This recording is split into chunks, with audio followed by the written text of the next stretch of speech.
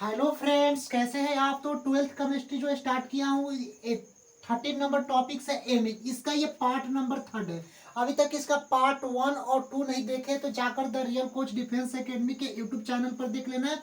और ये amine topics यानी 13 नंबर टॉपिक से आप लोग को ऑर्गेनिक केमिस्ट्री स्टार्ट कर दिया हूँ, जिसमें आप लोग को हाइलो एल्केन तथा हाइलो एरिन के टॉपिक्स आप लोग को इंड कर दिया हूँ। और इनऑर्गेनिक में पी ब्लॉक और डी तथा ए ब्लॉक आप लोगों को कंप्लीट करा चुका हूँ। ये एमिन के टॉप पार्ट नंबर 3 है, यानी कि और इसके 2 पार्ट्स, ये 2 या 3 पार्ट्स आएंगे। उसके बाद ये एमिन के पूरा टॉपिक्स क्या हो जाएंगे, इंड हो जाएंगे। इसके बाद आप लोग को हम न्यू टॉपिक इसमें स्टार्ट करेंगे, एल्कोहल, फिनोल और ईथर का। तो यहाँ पर समझिएगा ये 13 नंबर टॉपिक्स एमिन है। आज आप लोग हम एमिन के भौतिक गुण तथा रासायनिक गुण के बारे में समझेंगे कि एमिन टॉपिक्स के भौतिक गुण क्या होते हैं और रासायनिक गुण क्या होते हैं।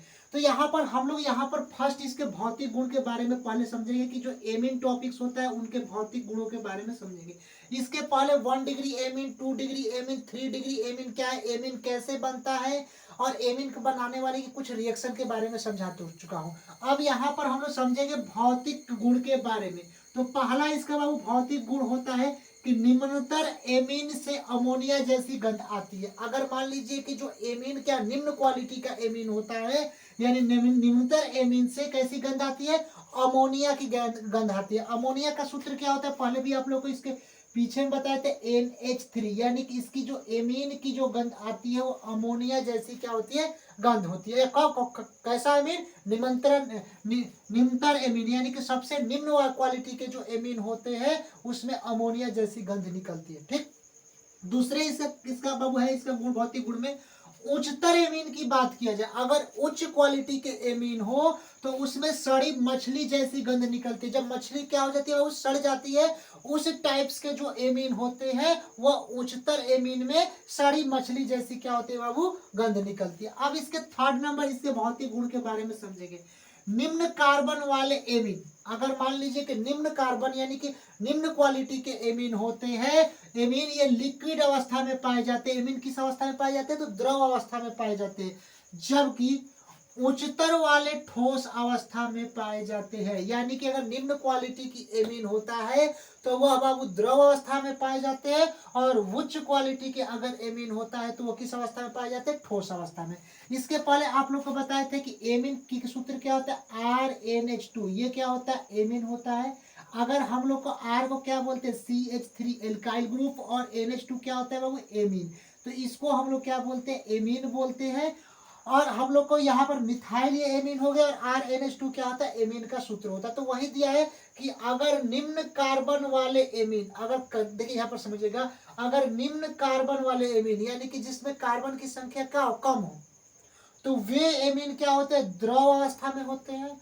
जबकि उच्चतर वाले ठोस अवस्था में पाए जाते हैं, जिसमें अधिक कार्बन हो, जिस एमीन में अधिक कार्बन हो वह किस में पाए जाते हैं, तो द्रव अवस्था में पाए जाते हैं। अगर हम लोग बात करते हैं, देखिए यहाँ पर थोड़ा सा आप लोग समझिएगा, निम्न कार्बन वाले एमीन द्रव अवस्था में होते हैं, यानी कि निम्न जिसमें कम कार्बन हो, जैसे ये CH3 हो गया और ये NH2 हो गया, तो इसमें वो कार्बन कितना है, तो यहाँ पर 1 कार्बन है। तो 1 कार्बन होता है तो निम्न कार्बन वाले एमीन लिक्विड अवस्था में पाए जाते हैं, जबकि उच्चतर वाले ठोस अवस्था में पाए जाते हैं। जैसे उच्चतर मतलब 5-6 को कार्बन एमीन के संगे लग जाए तो वह किस में पाए जाते हैं, वो तो ठोस अवस्था में पाए जाते हैं। ठीक। 4 नंबर यहाँ पर आप लोग समझिएगा, 4 नंबर इसका भौतिक गुण दिया गया है कि एल्कील समूह बढ़ने के कारण, एमीन की बात हम कर रहे हैं, अगर एल्कील समूह बढ़ने के कारण जल में विलेयता कम होती है। अगर एल्कील समूह, एल्कील का मतलब क्या था, वो पहले ही बताए थे कि R होता है, इसको हम लोग बोलते हैं वो एल्कील या एल्काइल समूह बोलते हैं। ठीक। तो ये एल्कील समूह होता है, और यहाँ पर R अगर NH2 हो गया तो ये क्या हो गया, एमीन हो गया। और R के जगह पर यहाँ पर CH3 हम लोग लिखते हैं, और यहाँ पर NH2 यहाँ पर लिख दिए। तो ये आप लोग समझिएगा थोड़ा सा कंसेप्ट कि एल्कील समूह बढ़ने के कारण, अगर एल्कील समूह क्या होता है, इंक्रीज होता है, तो जल में विलेयता क्या होती है, कम होती है, यानी जल में कम घुलती है। अगर एल्कील समूह क्या हो, बढ़ने के कारण, जैसे यहाँ पर CH3NH2 है, ये तो एमीन है, तो यहाँ पर हम लोग समझे कि NH2 हो गया, CH3 क्या हो गया, एक यहाँ पर कार्बन है, तो एमीन NH2 हो गया, तो एल्किल समूह बढ़ने के कारण, यानी कि R क्या है, एक ही है कि नहीं, CH3 मतलब R एल्किल समूह एक ही है, तो इसको हम लोग क्या बोलते हैं, 1 डिग्री एमीन बोलते हैं। क्या बोलते हैं, पहले बताए थे कि ये 1 डिग्री एमीन क्यों होता है बाबू, क्योंकि R एल्काइल समूह एक ही जुड़ा है और NH2 है, तो क्या हो गया, एमीन, यानी 1 डिग्री एमीन हो गया। तो वही लिखा है कि अगर एल्किल समूह बढ़ने के कारण जल में विलेयता कम होती है, तो सबसे अधिक विलेयता किसकी होगी, तो RNH2 की, क्योंकि इसमें एल्किल समूह क्या है वो एक ही है, एक ही है, तो इसके 1 डिग्री की विलेयता देखिए यहाँ पर सबसे अधिक होती है। क्या होती है, 1 डिग्री की जल में विलेयता एमीन की सबसे अधिक होती है। लेकिन यहाँ पर थोड़ा सा आप लोग बाबू समझिएगा, अगर यहीं पर आप लोग को दे दे, देखिए अगर यहीं पर एमीन RNH2 दे दिया, ये तो 1 डिग्री सबसे अधिक होती है, लेकिन यहीं पर अगर आप लोग को यहाँ पर R दे देगा, फिर यहाँ पर NH दे देगा, ठीक। अब यहाँ पर समझिएगा R दे दिया, फिर NH, फिर एक यहाँ पर एक R लिख दिए, तो यहाँ पर हम लोग समझिएगा एक R और एक R, यानी कि 2 R एल्काइल कुछ समूह हो गया, एक R ये और एक R ये, यानी कि 2 एल्काइल आप लोग समूह हो गया। और NH क्या होता है बाबू, ये एमीन होता है, ये इसको नाम देते हैं इमीनो, यानी कि एमीन होता है। तो यहाँ पर एक और एक 2 कार्बन है, 2 RR एल्काइल ग्रुप है कि नहीं है, तो 2 है और NH आ गया, तो ये क्या हो गया, 2 डिग्री एमीन हो गया। क्यों 2 डिग्री हो गया, अगर 2 एल्काइल ग्रुप NH के साथ हो तो ये क्या होता है बाबू, 2 डिग्री एमीन हो गया।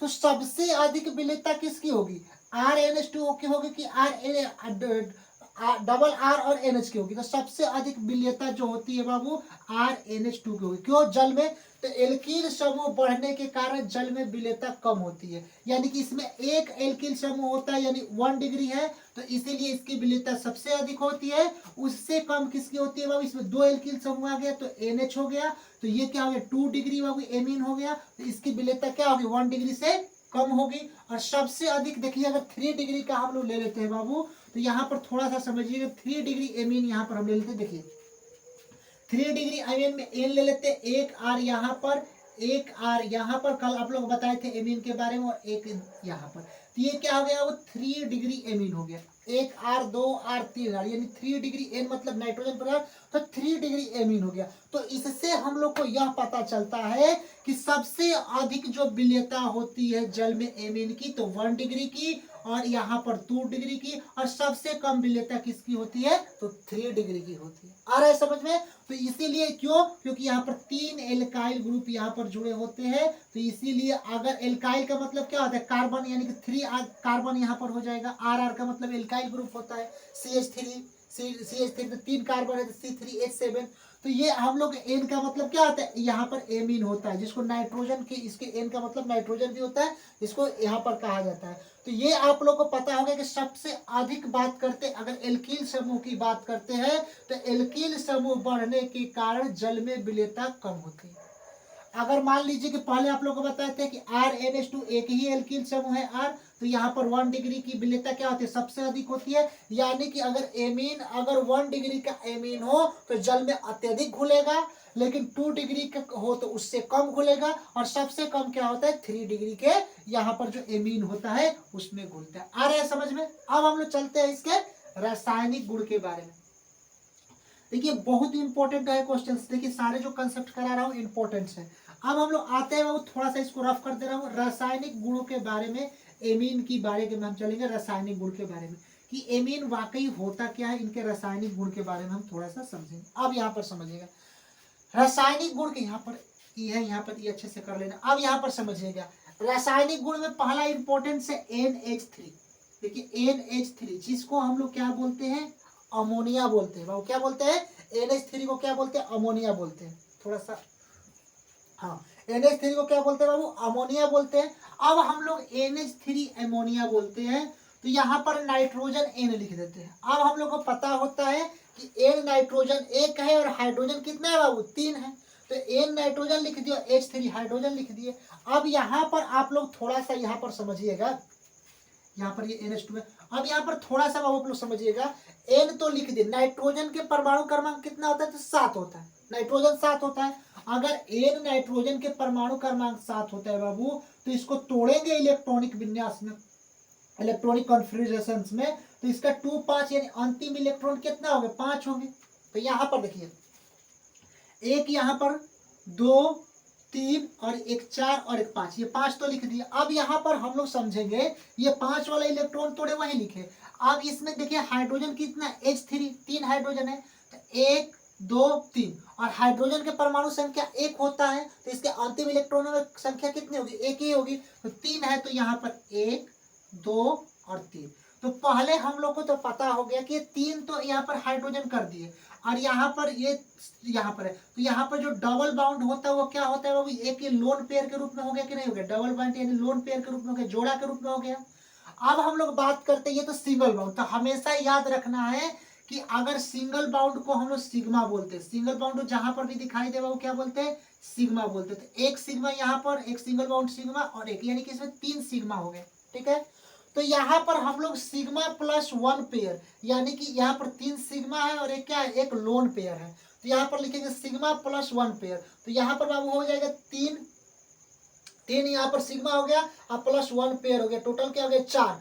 और यहाँ पर अगर मतलब कि 4 हो गया तो इसके प्रसंकरण की बात करते हैं, हाइब्रिडेशन की बात करते हैं, तो ये sp3 होता है। क्या होता है, sp3 होता है, किसका, अमोनिया का। अगर पूछेगा अमोनिया का प्रसंकरण कितना होता है तो sp3 होता है। अब यहाँ पर हम लोग एमीन की बात करते हैं, RnH2, ये क्या होता है बाबू, एमीन होता है। थोड़ा सा इसको देखिए, उसी तरह हम लोग क्या काम किए कि यहाँ पर भी हाइड्रोजन, यहाँ पर हाइड्रोजन, यानी एन ले लिए, तो यहाँ पर 1 2 3 और 2 5, तो इसमें क्या हो गया बाबू, एक लोन पेयर बन रहा है और एक 2 हाइड्रोजन, यानी 2 सिग्मा बाउंड बन रहा है। तो इसका अगर एमीन की बात करते हैं तो इसका भी प्रसंकरण क्या होता है, sp3 ही होता है। आ रहा है समझ में।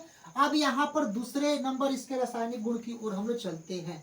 अब एक बात याद रखना है, अमोनिया की बात करते हैं, NH3 की, तो अमोनिया लाल लिटमस को नीला कर देता है।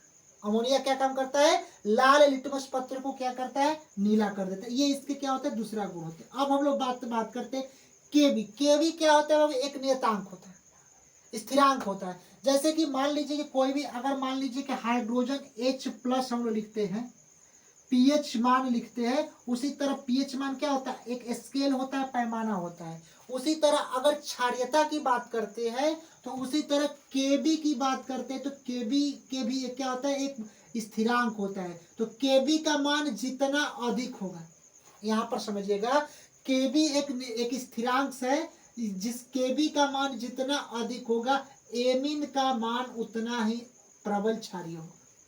ये हमेशा इंपॉर्टेंट है, आता है कि केबी का मान जितना अधिक होगा, अगर केबी है उसका मान जितना अधिक होगा, एमीन का मान उतना ही प्रबल क्षारीय होता है। क्या होता है बाबू, प्रबल क्षारीय होता है।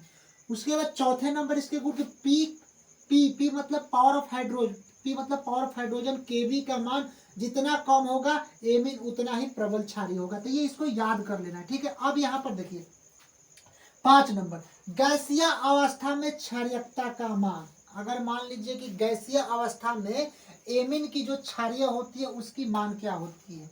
अगर मान लीजिए कि अवस्था कैसा हो, गैसीय अवस्था हो, यानी कि अगर हम लोग को गैसीय अवस्था की बात करता है तब इसकी गैसीय अवस्था में क्षारीयता की मान करते हैं एमीन की। अगर 3 डिग्री एमीन हो तो उसका क्षारीयता क्या होगी, सबसे अधिक होगी। 2 डिग्री एमीन हो तो क्षारीयता सबसे 3 डिग्री से थोड़ा सा कम होगी, लेकिन 1 डिग्री हो तो सबसे कम होगी। अगर मान लीजिए क्षारीयता की बात करते हैं तो 3 डिग्री एमीन यहाँ पर ले लेते हैं, देखिए एन, और यहाँ पर ये 1 2 3 यानी 3 एल्काइल समूह ले लेते हैं। इसको हम लोग बाबू क्या बोलते हैं, 3 डिग्री एमीन बोलते हैं। क्या बोलते हैं, 3 डिग्री एमीन। तो अगर गैसीय अवस्था की बात करता है तब ये याद रखना है, अगर गैसीय अवस्था के लिए बाबू बात करता है तो 3 डिग्री एमीन का मान सबसे अधिक होता है। यानी कि 3 एल्काइल समूह है और एन यहाँ पर क्या हो गया, नाइट्रोजन, जिसको एमीन कहा जाता है। तो इसकी क्षारीयता क्या होगी, सबसे अधिक होगी, यानी 3 डिग्री की क्षारीयता क्या होगी, सबसे अधिक होगी। अगर यहीं पर अगर यहाँ एक आर हटाकर NH यहाँ पर लिख देते हैं 2 डिग्री, तो 3 डिग्री से थोड़ा सी क्षारीयता एमीन की कम हो जाएगी, यानी कि 2 डिग्री की, यानी कि 2 एल्काइल समूह हो गया और NH आ गया तो क्या हो गया, 2 डिग्री, तो यहाँ पर हो जाएगा। अगर यहाँ पर NH2 दे देते हैं, यहाँ पर NH2 लिख देते हैं और यहाँ पर एक केवल R एल्काइल समूह यहाँ पर जोड़ देते हैं, यानी कि RNH2, तो याद रखना है इसकी क्षारीयता सबसे कम होती है। RnH2 की क्षारीयता, क्योंकि ये 1 डिग्री है, क्योंकि एक ही एल्काइल ग्रुप और NH2 जुड़ गया तो 1 डिग्री।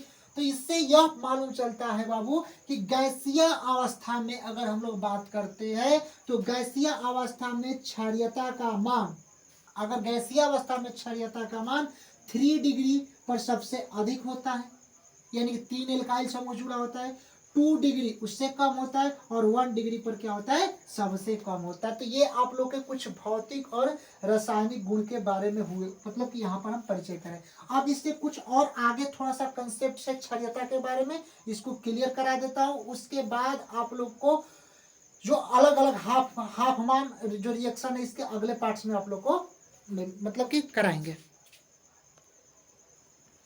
अब यहाँ पर देखिए बाबू क्षारीयता के क्रम के बारे में हम लोग बात करते हैं। वहां पर तो आप लोग पहले गैसीय अवस्था में बता दिए किसका इसका क्षारीयता का क्रम क्या होता है। अब हम लोग बात करते हैं RCH3 हो, यानी RCH3 का मतलब क्या हो, जब कार्बन का क्षारीयता की बात करते हैं जिसमें एल्काइल समूह, यानी कि R का मतलब क्या, एल्काइल समूह हो, तब इसकी क्षारीयता की क्रम क्या होती है। इसके रासायनिक गुण में इंपॉर्टेंट क्वेश्चंस भर भर के बनते हैं। तो इसमें याद रखना है क्षारीयता की क्रम क्या होती है। सबसे पहले क्या आता है बाबू, इसमें 2 डिग्री आता है, फिर 1 डिग्री आता है और इसके बाद 3 डिग्री आता है और उसके बाद बाबू NH3 आता है। ठीक है, NH3 यानी कि सबसे अगर बात करते हैं RCH3 जहां पर कार्बन के साथ क्षारीयता होती है तो सबसे पहले 2 डिग्री का आता है, उसके बाद 1 डिग्री, फिर 3 डिग्री, उसके बाद NH3 अमोनिया आ जाता है। तो यहाँ पर याद रखना है कि अगर हम लोग पहचाने कैसे कि 1 डिग्री कौन है, 2 डिग्री कौन है और 3 डिग्री कौन है, तो इसके पार्ट 1 में भी आप लोग को पहचाना, पार्ट 1 नहीं देखे तो जाकर इसके पहले पार्ट 1 देख लेना। लेकिन आप लोग को इसी में समझा देता हूँ कि अगर जहां पर सबसे पहले याद रखना है कि जहां पर NH दिखाई दे, NH वो क्या होता है, वो 2 डिग्री होता है, याद रखना है। अगर कहीं पर NH2 दिखाई दे तो ये क्या होता है, 1 डिग्री होता है, और कहीं पर N दिखाई दे तो ये क्या होता है, वो 3 डिग्री। ये 1 2 3 डिग्री क्या एमीन होता है, याद ये रखना है। तो ये तो आप लोग को समझ गए। तो इसकी क्षारीयता की क्रम की बात अगर हम लोग करते हैं तो यहाँ पर आप लोग समझिएगा एक और चीज होता है कि जहां पर NH2 या NH या N के साथ अगर 3 एल्काइल समूह अगर N के साथ मिला हो तो वो 3 डिग्री एमीन होता है। अगर देखिए यहाँ पर थोड़ा सा ट्रिक समझा दे रहा हूँ कि अगर ये NH आ जाए, ठीक है, और यहाँ पर 1 और 1 2 यानी कि 2 एल्काइल समूह जुड़ा हो NH के साथ तो ये होता है बाबू 2 डिग्री एमीन। ये समझिएगा, पहले भी बता चुका, थोड़ा सा यहाँ पर समझ लीजिएगा। ये क्या होता है, 2 डिग्री एमीन होता है। अगर R फिर R और फिर R यानी कि 3 R इसमें जुड़ा हो किससे, केवल N के साथ, तो ये 3 डिग्री एमीन होता है। यहां तक आप लोग समझ में आए। लेकिन अगर केवल RNH2 जुड़ा होता है बाबू तो ये क्या होता है, केवल 1 डिग्री एमीन होता है। तो डिफरेंस क्या है 1 डिग्री एमीन का, कि RNH2 यानी कि एल एल्काइल ग्रुप NH2 के साथ जुड़ा हो तो 1 डिग्री एमीन, यहां पर क्या होगा 1 डिग्री एमीन। लेकिन अगर NH है और 2 डिग्री R 2 एल्काइल समूह है, NH है तो 2 डिग्री एमीन, 3 एल्काइल समूह और N हो तो क्या होगा 3 डिग्री एमीन हो जाएंगे। ये तो आप लोग एमीन में यहाँ पर तो समझ में आ गए कौन कौन से कैसे एमीन डिग्री के होते हैं। अब थोड़ा सा यहाँ पर आते हैं हाईलाइटेड क्वेश्चन पर कि CH3 और होल ट्वाइस NH आ गया। अगर NH आ गया और एल्काइल समूह कितना है, CH3 के होल ट्वाइस, यानी कि 1 और 1 कितना है 2, यानी CH3 के होल ट्वाइस को क्या लिख सकते हैं, CH3 और फिर एक CH3 लिख सकते हैं। तो ये कितना हो गया बाबू, 1 1 2 हो गया कि नहीं, और NH जुड़ा है तो ये कितना डिग्री एमीन हो गया, तो 2 डिग्री एमीन हो गया। तो ये यहाँ पर लिखे है कि 2 डिग्री एमीन, यानी इसकी क्षारीयता की क्रम कब हम करेंगे, जब एल्काइल समूह जुड़ा होगा तब। अब ये 2 डिग्री हो गया। अब यहाँ पर बड़ा होता है, उसके बाद देखिए CH3 और NH2 आ गया, तो यहाँ पर एक एल्काइल समूह और NH2 आ गया तो क्या होगा 1 डिग्री हो जाएगा, हो जाएगा कि नहीं हो जाएगा।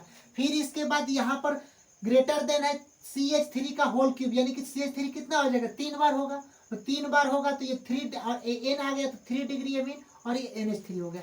ये इसको समझाने का मतलब हमारा यही है कि अगर RCH3 अगर एल्काइल समूह जुड़ा हो तो है कार्बन के संग में, तो सबसे पहले इसकी क्षारीयता की क्रम क्या होती है, पहले 2 डिग्री आता है, फिर 1 डिग्री आता है, फिर 3 डिग्री आता है, उसके बाद एमोनिया आता है। तो वही है कि NH आ गया CH3 का होल ट्वाइस तो ये 2 डिग्री है, CH3NH2 1 डिग्री है, और यहाँ पर क्या हो गया CH3 का होल क्यूब N 3 डिग्री है, और NH3 क्या हो गया एमीन हो गया। तो अगर इसकी क्षारीयता की क्रम करते तो सबसे अधिक क्षारीयता एमीन की बात करते हैं एल्काइल समूह में तो 2 डिग्री की होती है, उसके बाद 1 डिग्री की उससे कम, 3 डिग्री की उससे कम, और NH3 की क्या होती है सबसे कम होती है। अब यहाँ पर दूसरा यहाँ पर समझिएगा वही चीज है, अगर RC2H5 आ गया, क्या आ गया RC2H5 आ गया, इसको रफ कर दे रहा हूं देखिए, अगर बाबू RC2H5 अगर आ गया तो इसको हम लोग कैसे क्षारीयता में करेंगे, तो सबसे पहले समझिएगा, पहले ही पता है कि 2 डिग्री क्या होता है सबसे बड़ा होता है क्षारीयता एमीन की बात करते हैं, अगर RC2H5 एल्काइल की बात करता है तो यहाँ पर NH आ गया, और C2H5 का होल ट्वाइस यानी 2 है, तो यानी कि C2H5 को लिख सकते हैं C2H5, देखिए यहाँ पर, फिर इसको लिख सकते हैं C2H5 लिख सकते हैं, और इसको क्या लिखेंगे N, और यहाँ पर NH लिख देंगे, लिख देंगे नहीं लिख देंगे, यानी C2H5 को इसको R भी लिखते हैं, R मतलब क्या होता है एल्काइल ग्रुप, तो ये NH क्या हो गया 2 डिग्री अमीन हो गया कि नहीं हो गया, यानी 2 एल्काइल समूह यहाँ पर है, तो ये 2 डिग्री अमीन, तो सबसे पहले क्या होगा 2 डिग्री अमीन यानी बड़ा होगा, फिर उसके बाद देखिए यहाँ पर 3 डिग्री आ जाता है, तो C2H5 का क्यूब लिख देते हैं, यानी C2H5 का यहाँ पर क्या हो गया अब 3 गो आ गया C2H5, और यहाँ पर क्या हो गया N हो गया केवल, तो ये क्या हो गया 3 डिग्री एमीन हो गया। ठीक, तो सबसे बड़ा क्या होता है इसमें 2 डिग्री होता है, उसके बाद 3 डिग्री होता है, अब इसके बाद बाबू क्या होता है देखिए C2H5 केवल बच गया और NH2 बच गया, तो हम लोग को पता है C2H5 एक ही एल्काइल ग्रुप है ना, और NH2 है तो ये 1 डिग्री हो गया, और लास्ट में NH3 अमोनिया बच गया। तो इससे हम लोग को ये कंफर्म होता है कि अगर RCH3 एल्काइल या कार्बन की अगर क्षारीयता की क्रम की बात करते हैं तो सबसे अधिक किसमें होता है 2 डिग्री में, उससे कम 1 डिग्री में, और उससे सॉरी 2 डिग्री में, फिर उससे कम 1 डिग्री में, और सबसे कम क्या होता है बाबू 3 डिग्री में इसकी क्षारीयता की क्या होती है क्रम यहाँ पर होती है। लेकिन अगर इसकी बात करते हैं तो सबसे पहले 2 डिग्री, फिर उसके बाद 3 डिग्री, और फिर इसके बाद 1 डिग्री, और इसके NH3 के क्रम में इसके चलती है। मिलते हैं नेक्स्ट वीडियो के लिए, तब तक के लिए जय हिंद स्टूडेंट्स।